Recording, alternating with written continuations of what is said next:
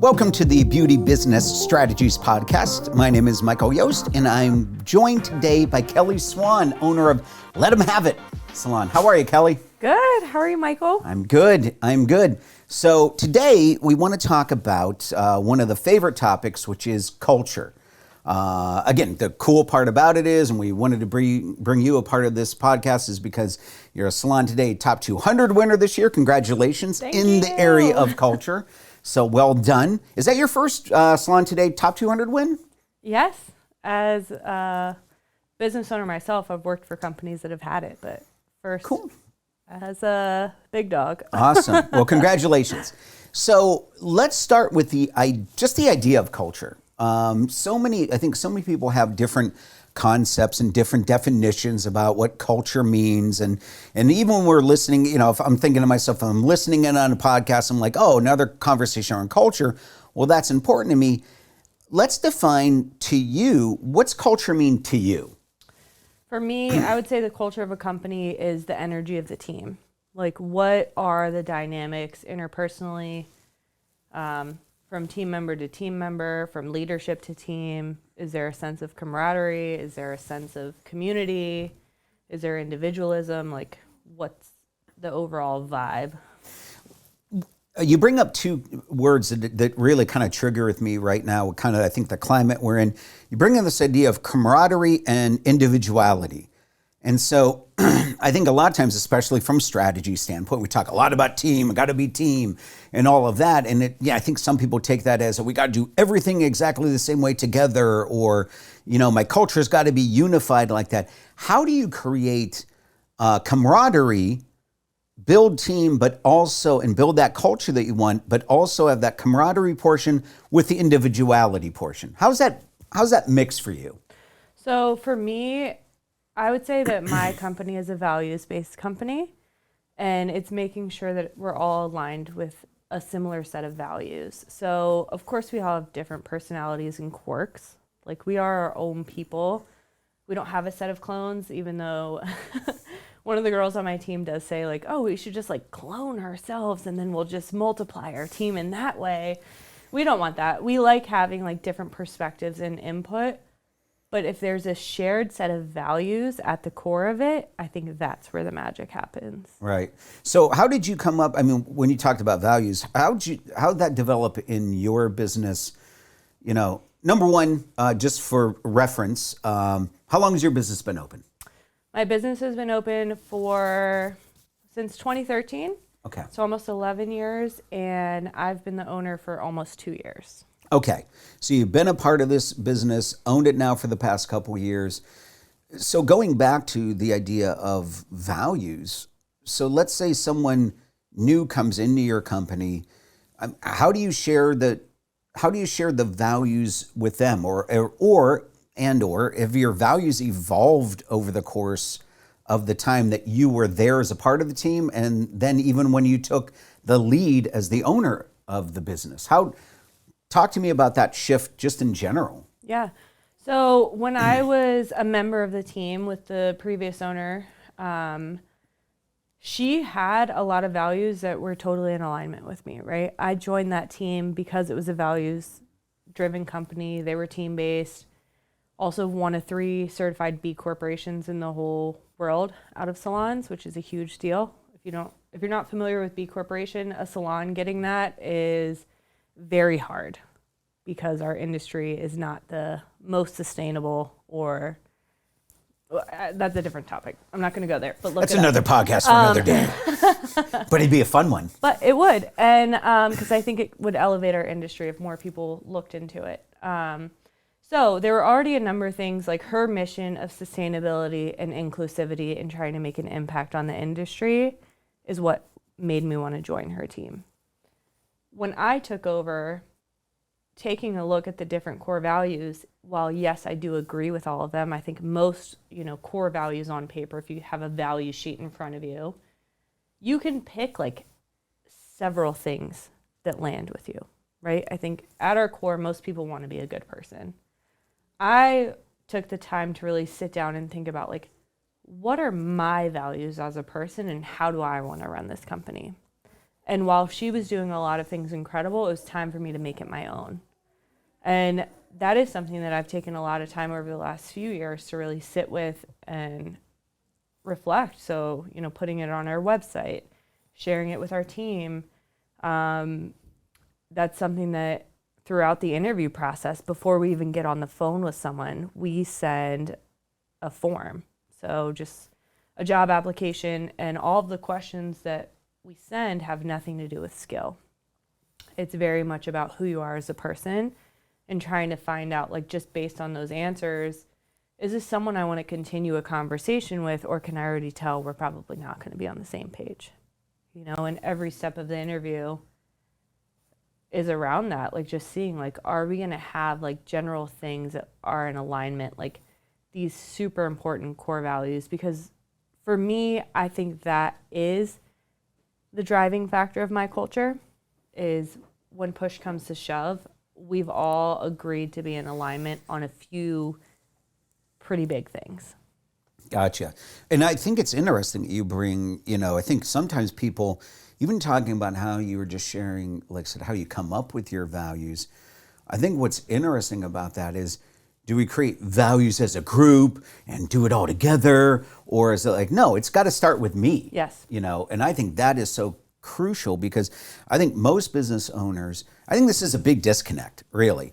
And when we struggle with trying to get things done, trying to get things accomplished, I think the big disconnect is that while we might establish values, sometimes they're even, we've got to make sure they're ours. Yeah. And, I think that's just a huge mistake that we often make, is we set out some good values. Like you said, we can look at a sheet and I can go, cool, let's pick, 6 or 7 things off that I like and that fit and I want to be. But if it doesn't line up with you, as the leader in the company, or you as the base, you're going to have a hard time sustaining that over the course of time. 100%. And I think that's one of the biggest lessons that I've gained, because when I first became the owner, coming from a former team member, and I just had the team dynamic, as just a team among team members, and stepping into ownership, I wanted it to all be so collaborative, right? I believe in team-based from the bottom of my heart, and I'm learning some lessons along the way of, like, there are certain things as the business owner that I have to have the say on. Right. I do have to have the connection to it. And unfortunately, like, you're not going to have, every person who joins your team isn't going to stay on your team. So if you're trying to create your values on a group of people, you don't know if that group of people is going to be with you every step of the way, right? And that's a hard conversation to have, right? I want everyone to, let's go and let's all grow and have this beautiful experience together, and we're just going to keep growing together. But that's not life. No. It's not real, and that's not my experience either. Like, the team I started with isn't the team I have. And I love that you brought that up, because I think that's such a great point for us all to realize, is that fact that I think we do think it's all going to be all like, kumbaya, hands holding around a campfire, that's what team looks like, and that's what it's always going to be.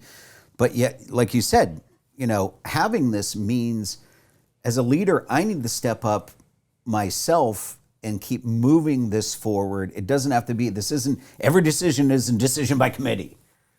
Even if team is one of your core culture values, it's got to stay in the right perspective. Yeah. It's got to stay in the right perspective. I want to jump back, because, I think something that we so often, at least that I feel like I hear as a coach, as an educator, and things, and you mentioned it, is the hiring process is just this never-ending, like, conversation. Mm-hmm. We're always looking, how do I hire better, and things like that. You kind of mentioned out there, like, let's start a little bit with, what do you think attracts, and I think you've already kind of covered that, but, just to maybe hit that a little bit more again, what kind of attracts, but I'm also interested to know more about then, when you get into your hiring process, you gave us kind of a brief drive-by, but what are a few more of the specific things that look like? Because I think that, I think that can be helpful to people that are listening or things like that, is to go like, all right, well, I wonder what Kelly really does. What does she do? Like she said, she does a couple of interviews and it looks like, but what does that look like? Yeah. So like, what's your, like initially, but more so than even when you get to that interview process, a little bit more depth on that, because I think that can be helpful to the listener. I think first of all, ever evolving. I joke with my team, I'm like, this is all one big experiment, right? We're looking for something that's going to be awesome, that we're so proud of, and in a lot of ways we are. And it's always evolving. And where it stands right now is we have an ad on Indeed, for example.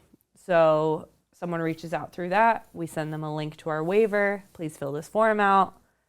If the form, sparks a sense of curiosity, we were originally kind of like, nope, not it. But now it's like, do I want to get to know this person further? That's what we're looking for in our interviews. Like, do I want to continue this conversation with you, or do I feel like we've kind of come to a screeching halt? So when we read those answers, it's like, okay, they're talking about like kind of similar values and all of that, and a growth mindset. That's huge for us. Then we have a phone interview. And in the initial phone interview, our manager will talk to them and tell them all the ways that we operate different from a lot of other salons, and talk about our team-based structure, talk about our expectations, talk about the behaviors that we've agreed upon.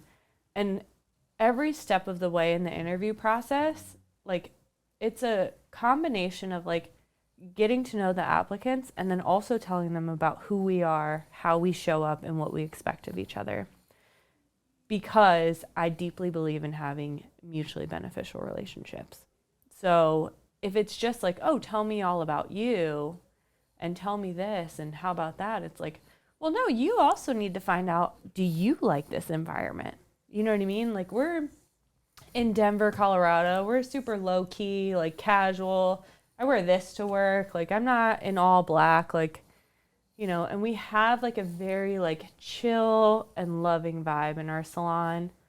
So someone who like wants to blast techno and party and go out, like, you're probably not going to enjoy like just our little low key vibe that we have. You know what I mean? Does that make sense? Like, really trying to like have it be like, I want you to get to know us too. Like, you find out if you want to be here. I've always said an interview is exactly that. An interview is a two-way street. Yeah. This is, this is one of those things that it's like, yes, I'm finding out more about you, but the interview should also be you finding out about us. Yeah.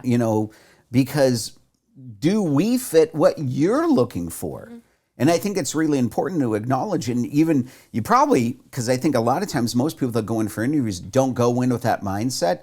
So even trying to create maybe some opportunities that, giving them some guidance as to, hey, listen, prompting them maybe even a little bit to be like, so what do you want to know about us that's important to you? Yeah. Because if not, we're going to end up possibly, like you said, hey, listen, if this is your style and this is the kind of music you like and this is the kind of way you like to, kind of your lifestyle, we may or may not be the right fit. Yeah, you might not enjoy it. Long term. Yeah. Right. Doesn't make one right or wrong, just means that, it's just not, the culture doesn't jive. Like, is it something that, so ultimately, the reason culture is so important to me is salon owners will get this. Taking on the responsibility of owning a business is so hard. Yeah. I did not know how hard it was before I decided to do it. No one does, because if they did, no one would ever do it. No one would do it. No one would do it. But now that I'm in it, I'm like, I have a fierce determination to win. But ultimately, I want it to be a place that I want to be and that I enjoy. And I really value fun and having a lively and fun environment, like just a loving atmosphere where everyone's like, wants to be there, right? If anyone's just showing up and just like, whatever, I can't handle it. I just can't handle it because I have so much stress on me on any given day that I always say, I want this salon to be our little slice of sunshine. Like, when I walk in, I want to feel sunshine. I want our team to feel sunshine. I want our clients to feel sunshine. And at Strategies, you guys talk a lot about what we sell is time and retail. And with our time, we're also selling vibes. So it all starts from within, right? And that's a big part of like understanding people while we're hiring, like, hey, let's be so serious and like, let's get like, tell me 100%. Like, don't tell me what you think I want to hear. And I say this to people. I'm like, I don't care what you think I want to hear. I want to know the truth, because ultimately we want to build long-lasting employer-employee relationships. And that comes from, you know, this is how we are. Does that inspire you, or is that going to feel like an obligation to you? You know? Yeah. Yeah, so with the vibes, it's like our clients always tell us that they love the way that they feel in the salon. And that's not quantifiable. It's not something that's tangible, right? But I do think it's something that starts from within. So everything starts from me. Am I taking care of myself? Am I attending to my own, you know, mental, physical, emotional health needs? Am I consistently trying to grow? Am I learning from my mistakes? And then am I holding my team to the same standards that they've agreed to? So that's the other thing, is like throughout the hiring process, we talk about all of these different things that we expect. And during the onboarding process, we go through a list of behaviors that the team has all agreed upon. Essentially, it's the broadband, and we view that as our code of conduct. And during onboarding, we go through line by line. Do you agree to show up on time? Do you agree to have a positive and supportive attitude? Do you agree to try to seek to mentor others? Do you agree to keep a growth mindset? And one by one, do you agree to this? And everyone says yes. Of course. Right. Right. Of course. And we're all human. So sometimes we violate those agreements. And that's what also comes back to me. Am I going to hold myself and the rest of the team who's agreed to these behaviors to those standards? And it's, I don't know, I've been thinking about this a lot. Like, I think having a strong and thriving team culture takes a lot of courage. Now, from different experiences I've had. Well, I was going to say, you mentioned the word courage, because I was going to say, and what you're sharing is, that's got to lead to a lot of what we'll classify as difficult conversations. Yeah. But I want to frame that the right way, because a difficult conversation doesn't have to, you know, I think sometimes our mind immediately goes to, I got to bear down and I got to tell you something, and I got to have this conversation. Yep. Difficult, really, I think the way you just framed it up is, hey, listen, you know, I know you've got the right heart. I know you want to do the right thing. We're coming from the right mindset, the things like that. It's simply difficult because I have to maybe have a conversation that just is naturally not easy for me to have, or has a lot of feeling or emotion or depth to it. That's the difficult part. Mm-hmm. You know, not so much that I gotta difficult, you know, lay down like the hammer. Exactly. It's not that. So with that, you know, when you get into those moments of, it's like, hey, you know what? We've kind of crossed the line, or we've kind of, as you said, we're all human. Like, do we agree to these things? Yes, but then sometimes we violate those agreements. What do you find is the best way that you like to approach those conversations? Quickly, first and foremost, don't let it fester. Right. And like, just always with kindness and respect at the forefront, right? Yep. But those conversations are so much easier now that we've started operating as agreements. Because it used to be like, oh God, like so-and-so's not doing what they said they were going to do. And oh God, I'm the boss now and I have to say it. And like, oh God, everyone else is mad, but like only telling me, and oh God. And it's scary because you never want to hurt anyone's feelings, right? Right. I don't want to hurt anyone's feelings. I want to have fun all the time. That's all I want to do, is just laugh and play. And so when something happens that is not fun and you have to have a hard conversation, I'm like, oh God, I don't want you to be mad at me. And now this, like, I'm not laughing about this because I'm actually pretty pissed. Like, oh. that was so much harder. And going through an onboarding and having every single person on the team agree to different behaviors, it's so much easier. We also say, like, in that initial, like, feedback or, like, job application, like, how do you best give and receive feedback? So it's just like, we've all agreed that we would just like to have a direct conversation. And then it's just, hey, can we chat? Let's go through this. This is what happened. This is the behavior that it's going against. You agreed to show up in this way, but this is what you've done. Let's talk about it. And most people want to move forward and want to try to make things right, you know?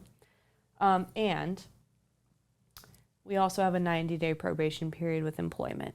So that's something I'm kind of like leaning into, is like, yes, I want this fun and loving atmosphere, and we have a business to run, right?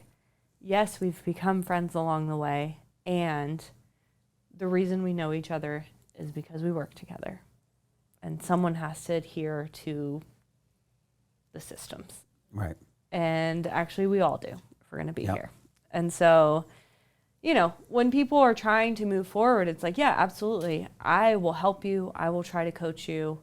But what we've decided is, in the first 90 days, you know, if there's more than 3 violations of the agreements, we are going to just chalk it up as potentially this isn't the right fit. Because if early on in that relationship there's already violations happening, as people get more comfortable, that's probably going to show up a little bit more, which sucks. Yep, it does. Sucks. But it's that idea of, like, if I make an exception for you, I have to make it for everyone. And then, is that even a value we have? Right. And you know what? And that goes against, for you, that violates the agreement that you agreed to. Yeah. You know, I mean, it's a full circle thing. It's like, hey, listen, if I want you to be accountable and dependable and follow the agreements that you're mapping out, I'm sure a lot of those fall back right to you in that same way. Because you're not doing that, you're violating the agreement. And then you got to have a talk with yourself about it. And that's not a good thing. Yeah. I tell you what, I'm going to kind of wrap up here, because this is the perfect place for us, because I think we've got so much out of today, Kelly. What you shared, just to kind of recap in my brain, a couple key things that stood out to me was the fact that, you know, first and foremost, we got to establish ourselves with the values piece. It's just so essential. And those values have to be yours, have to live with you, not just a created, manufactured kind of a thing. Not just a checklist. Exactly. Like, no, this is inside who I am, how I operate. Yep. Those got to bleed throughout everything you do.